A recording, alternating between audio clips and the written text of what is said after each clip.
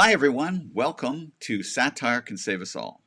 This is the webcast where we talk about cartooning and satire around the globe in this crazy world of coronavirus.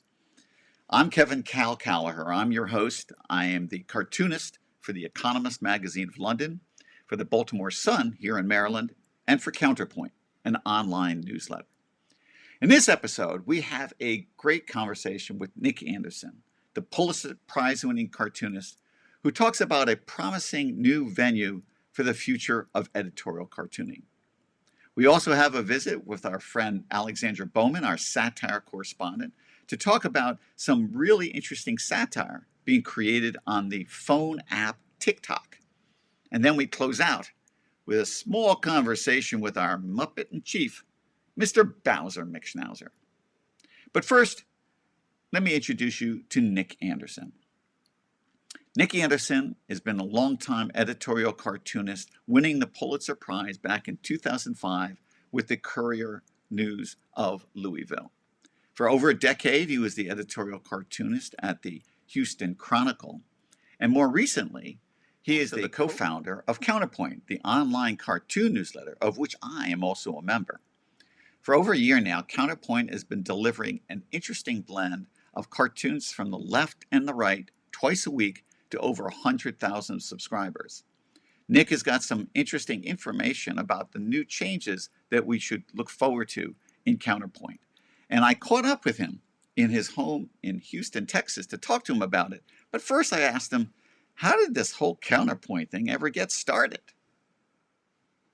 So I was laid off from my job in 2017 from the Houston Chronicle, and it was really difficult. There are zero jobs in Texas for a full-time political cartoonist, and it for any kind of cartoonist. So I thought about retiring from editorial cartooning completely because syndication doesn't really pay the bills very well, and so I was still casting about trying to figure out what to do a year later. I was doing a lot of freelance work.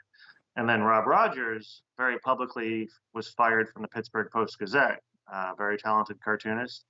And he was fired for doing Trump cartoons. So it got a lot of news. It was on CNN and New York Times, and many national and even international publications covered this. So there was a lot of outrage, including some Hollywood stars tweeting about it, and a lot of like even my friends were asking me about it. Everyone seemed to know about this, and I wrote actually wrote the president of the Association of American Editorial Cartoonists, and I said, we should seize on this to say, while everyone is looking at our profession, if you're angry about this, you should be angry about the last 30 years of firings that were done much more quietly. The ranks of editorial cartoonists have just been decimated. And they said, well, what would a statement look like? So I dashed off a statement, and he said, this reads more like a column. Why don't you shop it around? And I remember Jake Tapper, who's a former political cartoonist, follows me on on Twitter. So I sent him a message, and I said, hey, I want to, submit this to CNN.com. And he connected me with their op-ed people, and a few days later, they worked with me to polish it up. And a few days later, it was published on CNN.com as an opinion piece. And the next day, I get this, LinkedIn connection request from the CEO of a health insurance company. I was like, well, that's curious. And I accepted it, and he messaged me almost right away. He said, I saw your column. Let's talk.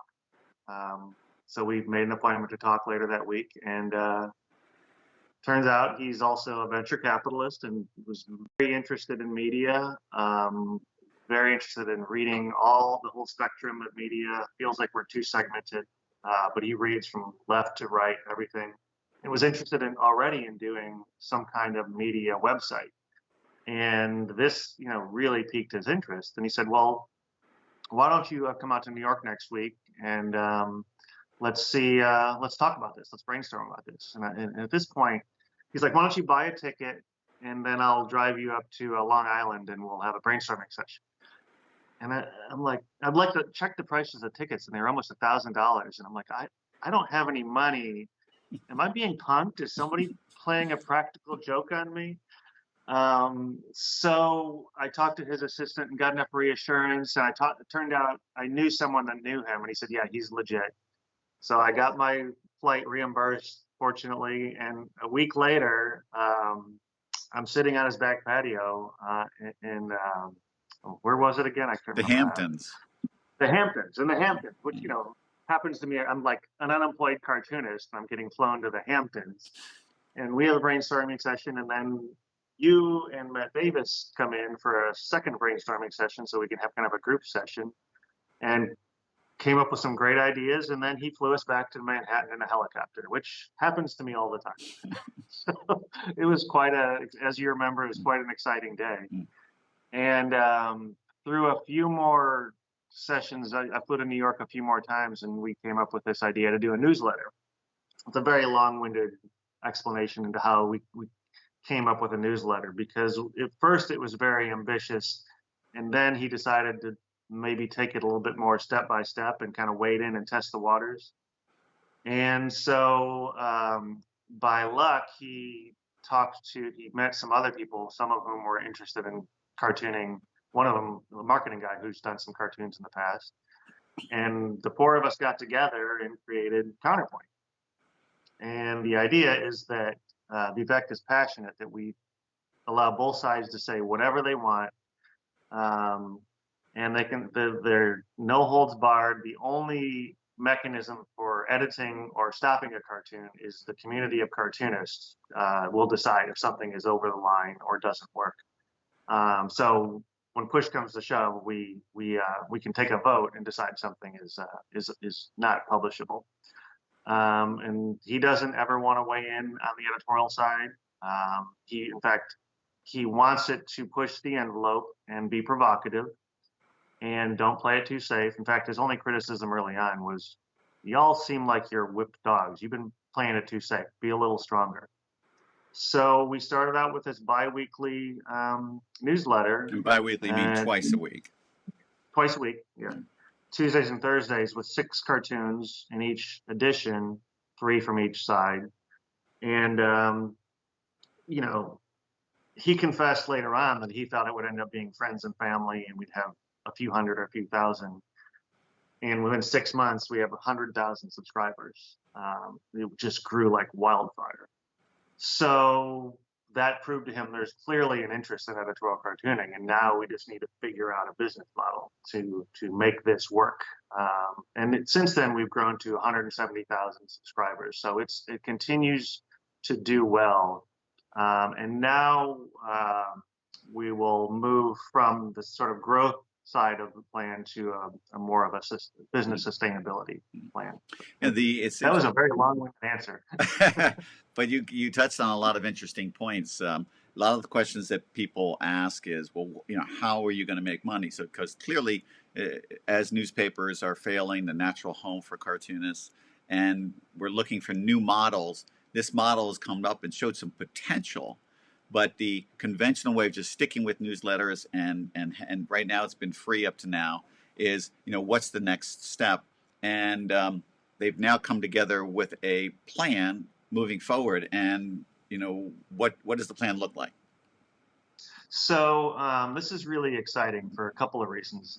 In this media environment, it's very difficult to make money just through advertising. So, and we've had some trouble, even though we have a high subscription rate, we've had some trouble getting ads because they don't really know what to make of us yet. We do provocative things and it's cartooning. So it's kind of getting into untested waters. And so far, we haven't had somebody want to take a chance on being the first to advertise with us. And so we're still leaving open the possibility and probability of having ads, but we're moving to something called a freemium business model, which is a combination of free and premium. So 2 days a week, Tuesdays and Thursdays, we will continue to have a free newsletter. Anyone that subscribes will get Tuesdays and Thursdays. But Wednesday, Friday, and Sunday, we will have a premium model where you pay $5 a month to get the premium. And that's the business side of things. But to me, the more exciting part is the content side. instead of having 6 cartoons per issue, we will have just 2, and each cartoonist will have one liberal, one conservative, and each cartoonist can write a few sentences with their cartoon. Because to me, the real advantage to Counterpoint is the team, that we're not just putting a cartoon out there that anyone else can see, that anyone else can do. Any newspaper can just put a cartoon out, but we have something different. We have a team of people, and we can argue with each other, and we can give each other's thoughts. We can. There's a dialogue, and that to me is going to be the most interesting part, is what the thought process is behind the cartoon, or maybe we ridicule the other person's cartoon. It's going to be real open form, and we'll see kind of how it grows and what it grows into. And I think it's going to be a far more interesting product as a result. Mm. You know, one of the things that has been so fascinating being a part of it, and which the people who see it delivered in their inbox every week don't realize, is that the cartoonists are viewing each other's rough sketches. So prior to our cartoons being created, we post in a forum where cartoonists can see it, what we're intending to do that week. At which point, people can make comments if they like. And the comments are almost all supportive. Now, they're not criticizing necessarily the point of view that someone has, but instead they were trying to make whatever cartoon they are the best possible vehicle for the message that they want to give. And so some people might say, how about if you change this word there? Or why don't you move this there? Oh, if that's moved over there, it'd be a little bit more effective. And you can have people from the left making suggestions, people to the right, and vice versa. And I think that knowledge that your work is also being surveyed by your peers, likely, I know it always does for me, wants to make you provide your best work all the time. Now, not that any time that cartoonists have ever produced work, that they try to put out substandard work at any given time, obviously. But what happens when you have this kind of close scrutiny by your peers, it just kind of raises your game a little bit. So I think that's really great. Yeah, I do too. And it started out as just a way to let everyone know what you were working on, so that 2 people didn't come up with the same image, and then we have that's going to look pretty bad. But organically, it turned into giving each other thoughts and feedback, and at times it has really improved my cartoons. Or if I have 2 or 3 sketches and I can't decide which one is the best, I put it out there, and like you said, whether somebody is on my side or not, everyone is trying to improve the product. And for instance, Mike Lester added a suggestion to one of my cartoons last 2 weeks ago, and it really was a funny, it was a little something to be written on a t-shirt. It really improved the cartoon. It was really funny. And that's Mike Lester, Things, and he's a very conservative cartoonist. very, very Right. conservative. We agree on nothing pretty much, but yeah, we try to improve each other's work. And so what happened is the marketing team was monitoring these conversations and saying, this is absolutely fascinating to watch you all talk.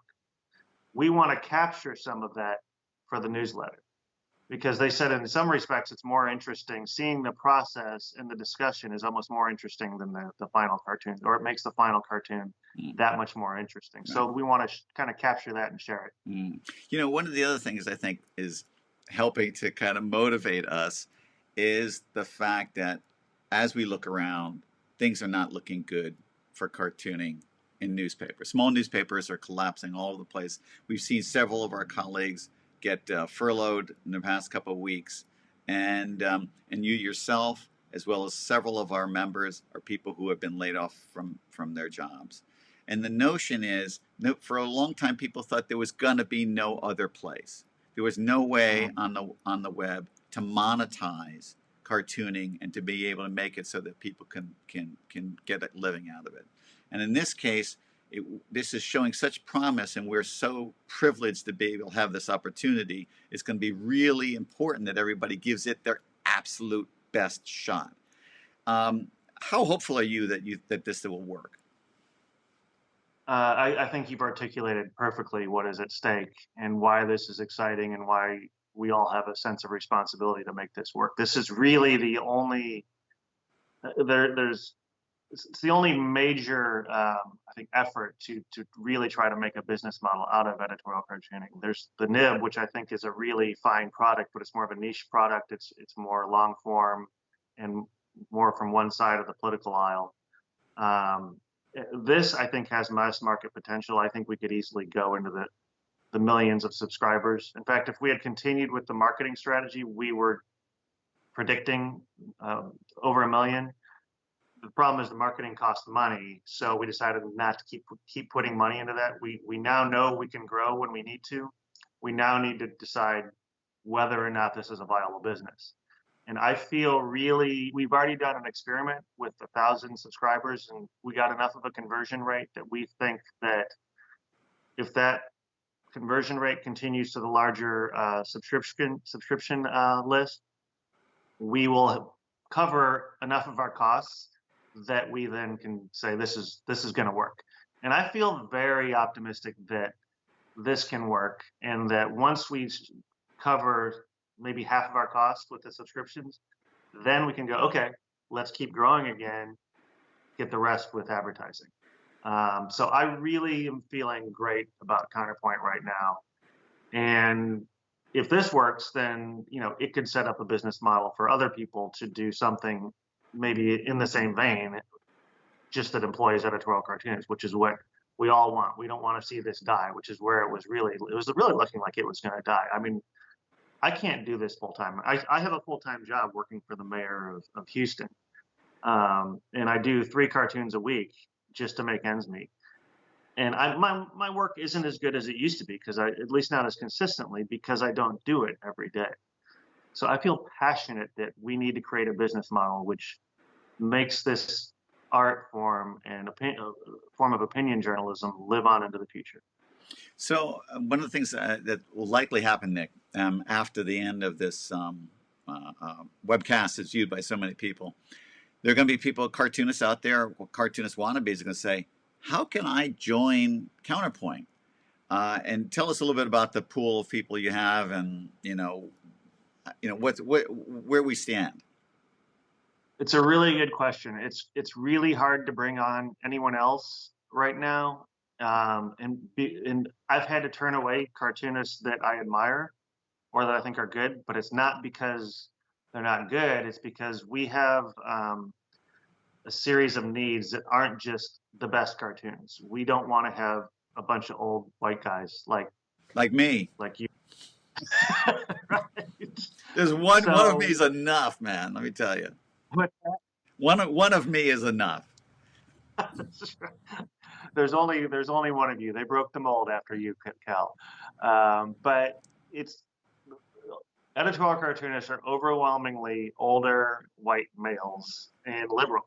So to get a cross section, we've had to make an effort to get some diversity and some racial diversity, some gender diversity, which is really hard because there aren't many women. And some ideological diversity, style diversity. I've tried out some people that didn't necessarily work for us, but what I was trying to accomplish is getting a spectrum, as much of a spectrum as we could in Counterpoint, so that it's not just similar styles and similar outlets. And I imagine that in due course, if the model explodes or goes the direction that you hope, there will be more opportunities to expand the base of folks that you currently have. Because you have a stable now of about 15 or 20. I think we're somewhere around there, 16 to 18. Mm-hmm. And, what makes us different, it would be easy to replicate this and use syndicated material, cheap syndicated material. And here's a bunch of cartoons. But what makes Counterpoint special is we're paying pretty good money for original work. We're not just taking syndicated material that anyone else can get. So we pay for original work. We all have a deadline, and we work together. And that cartoon can't be published anywhere else for 24 hours. So you're seeing work that you will not see anywhere else, for at least for 24 hours. Later on, you can. And because of that, that's why we want to have each cartoonist write a little bit, because it emphasizes that this is a creation for this newsletter, not something you can get anywhere else. Right. And I also think that when it comes to a newsletter format where you're trying to engage an audience, having that personal conversation helps, make you bonded to your subscribers. And And that's all a good Agreed. thing. And that's also part of what we all have to collectively do in order to be marketable in the future. And I'm talking about just cartoonists, but all satirists, where there's a lot of competition out there. And if you want to bring in value of which people are willing to pay for, then you have to do more. You just have to do more. And one other benefit it has is we have conservatives. There's sort of, there's sort of a hidden civil war inside the conservative movement right now, where the traditional conservatives just don't think Trump is good for the movement, don't like him. He's not a traditional conservative. And so they're critical of Trump. And so we have some criticism. Oh, well, you don't have an even number of conservatives. Well, we do. They just don't like Trump. He's more of a populist. So it will give them an opportunity to say, like Scott Stannis has never voted for a Democrat for president, ever. And yet he's a lifelong, he's a Trump critic. So, we've had some criticism saying, well, he's not a conservative. Actually, he's more conservative than Donald Trump is, more traditionally conservative. Donald Trump is sort of redefining what that means. I suspect it's kind of a blip, and that conservatism will eventually go back to its traditional set of beliefs, and that this is sort of a fever dream, so to speak. I don't think this will last. I think it'll burn itself out. I hope it does, as someone who's a critic, but I think it will help explain to readers why we have the mix that we do. And if there's a Democratic president that those of us who are liberals are criticizing, it'll give us a chance to say, hey, we don't like him for this reason, or her. So I think it's really a better model, for a better content model. Great. Well, look, Nick, it's so great chatting with you. Maybe we'll revisit this again after we've had a few months to see where it goes. Plus, we encourage everyone to sign up. How do they do it? They just go to counterpoint.com and you can sign up for the free edition. And if you like it, it's only $5 a month. I mean, that's a large latte at Starbucks. So I think it's well worth it. That's 12 cartoons a week, and you're helping support editorial cartooning into the future. It's well worth it. Great. All right, Nick, we'll talk to you again. Take care, mate. It's always great talking to Nick Anderson, and I hope we'll be back to tell you about other great successes from Counterpoint in the future. But now let's turn to Alexandra Bowman, who is our satire correspondent, who has been scouring the web looking for some good satire, and we stumbled across a good slew of some fun videos that we wanted to share with you. Here she is. I want to talk to you a little bit about TikTok, because there's some pretty interesting things going on there. Tell me, about TikTok. Sure. So I'm not on TikTok, but I did look at several parenting websites warning moms about it. So I do know what I'm talking about. But my brother has introduced me to this app recently. It's mostly videos made by 13 through 17-year-olds with either dancing or photo editing or kind of little jokes about relationships and teenage life, etc. But lately it's been being used for more political purposes, politically comedic purposes, in fact. Yeah, in fact, we've got a selection of clips here of some very clever comedians who have been tackling this. We have 4. The first is Sarah Cooper, whose video has gone viral, and many of our viewers here may have seen this before, but I urge you to watch again. And then we have Kylie Scott, who's also very clever in this regard, Marie Dakotas, and then we have a Brit too, who's done some similar work where she's impersonating Boris Johnson, the Prime Minister of England, and her name is Maggie Foster. So everyone, have a look at these clips. We hit the body with a tremendous, whether it's ultraviolet or just very powerful light. And I think you said that hasn't been checked, but you're going to test it. And then I said, supposing you brought the light inside the body, which you can do either through the skin or in some other way. And I think you said you're going to test that too. Sounds interesting. We'll get the right folks who could. Right, and then I see the disinfectant where it knocks it out in a minute, 1 minute. And is there a way we can do something like that by injection inside or almost a cleaning? Because you see it gets on the lungs and it does a tremendous number on the lungs. So it'd be interesting to check that. So that you're going to have to use medical doctors with. But it sounds interesting to me. Antibiotics used to solve every problem. Now, one of the biggest problems the world has is the germ has gotten so brilliant that the antibiotic can't keep up with it. And they're constantly trying to come up with a new. People go to a hospital and they go for a heart operation. That's no problem, but they end up dying from problems. You know the problems I'm talking about. Last point, on a personal point, I have my daughter Mariah, who is with me, and she is the third daughter for me. The last thing they want to do is hang out with Pop, right? And Mariah brought her boyfriend, who's also here. The boyfriend is very nice, and we like the boyfriend. Advice to fathers. The answer on what you think of the boyfriend is always, I like the boyfriend, always. Because there's only two options. Either you like the boyfriend, in which case you say, I like the boyfriend, or you don't like the boyfriend. But you can never say you don't like the boyfriend. I learned this lesson the hard way. Otherwise, it triggers NDS. NDS is natural defiance syndrome. It's not documented, but it is a psychological condition where if you say as a father, I don't like him, natural defiance syndrome kicks in, and then they like the boyfriend more because he is opposed by the father. So the answer has to be, I like the boyfriend. In this case, I actually like the boyfriend. But even if you don't like the boyfriend, the answer can only be that I like the boyfriend. But we're going to be at dinner with the boyfriend, and we're going to have our spaghetti and our meatballs. They won't eat the spaghetti and the meatballs because when I cook it, they just won't eat it. But they move it around the dish, and that's all I can ask. It's come at colossal cost to our way of life, your freedom. And so, no, this is not the time simply to end the lockdown this week. Instead, you must obey the rules on social distancing. And to enforce those rules, we will increase the fines for the small minority who break them.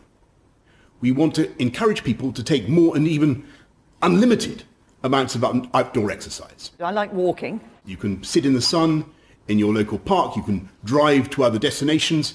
If possible, do so by car, or even better, by walking or bicycle. I do enjoy, if I get the time, walking. You can even play sports, only with members of your own household. Nothing has changed. Nothing has changed. Alexandra, I want to get you some of your thoughts. We'll start with the Sarah Cooper video. What do you think of Sarah Cooper's? So I guess the first thing that stood out to me is that she dabbles in the art of subtlety. So she kind of just puts on a blazer. There's no hair. There's no Trump tie. She just kind of dresses as a formal-looking individual, and then occasionally does slightly exaggerated facial expressions to accompany inflections in Trump's voice. Because the sound design in her videos is already done.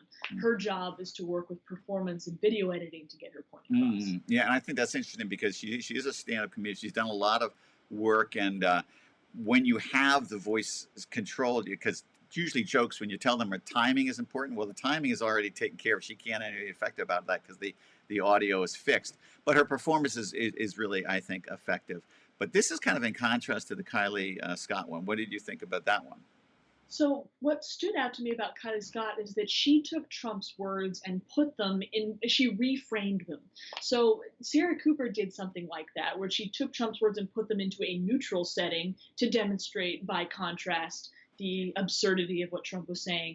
But I think that Kylie Scott did this more effectively because she took Trump's words and didn't put them into neutral ground. She put them into an already exaggerated character of her own design.